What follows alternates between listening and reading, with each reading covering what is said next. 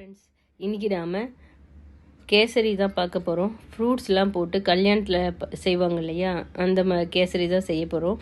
எல்லாரோட ஃபேவரட்டாகவும் இருக்கும் இந்த கேசரி. ரொம்ப ஈஸியாக நம்ம வீட்டில் இருக்க பொருள் வச்சு செஞ்சிடலாம். வாங்க இதுக்கு என்னென்ன பொருள் தேவைப்படும்னு சொல்லி பார்க்கலாம். ஃப்ரூட் கேசரி செய்கிறதுக்காக ஆப்பிள், பைனாப்பிள் ஒரு கப் எடுத்துருக்கேன். திராட்சை, முந்திரி, பாதாம், பிஸ்தா எல்லாம் எடுத்து வச்சுருக்கேன். கலருக்காக மஞ்சத்தூள், அப்புறம் வாசனைக்காக ஏலக்காய் தூள், கருப்பு திராட்சையும் ஊற வச்சுருக்கேன். தண்ணி ஊற்றி ரீஃபைண்ட் ஆயில், நெய் எடுத்து வச்சுருக்கேன். 1 டம்ளர் சர்க்கரை, 1 கப்பு ரவை, 1/4 கப்பு சேமியா எடுத்து வச்சுருக்கேன்.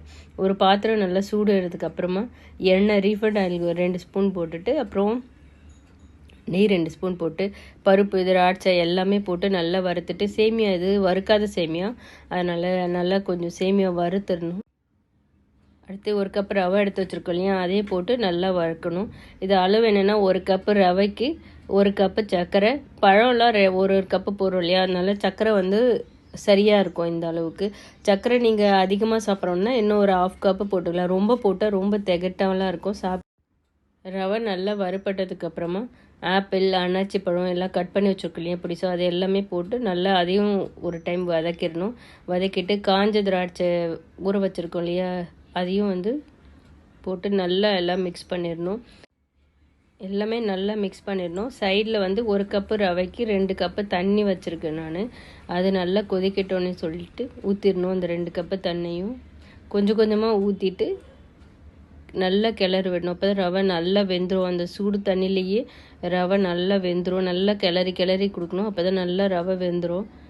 ரவை, சேமியா எல்லாம் ஒரு 50% வெந்ததுக்கப்புறமா நம்ம எடுத்து வச்சுருக்க 1 கப்பு சர்க்கரை போட்டுருவோம். உங்களுக்கு சர்க்கரை அதிகமாக சாப்பிடுவீங்கன்னா நீங்கள் இன்னும் ஒரு 1/2 கப் போட்டுடலாம். பழம்லாம் இருக்கு இல்லையா, அதனால கொஞ்சம் சர்க்கரை கம்மியாக போட்டால் நல்லாயிருக்கும்.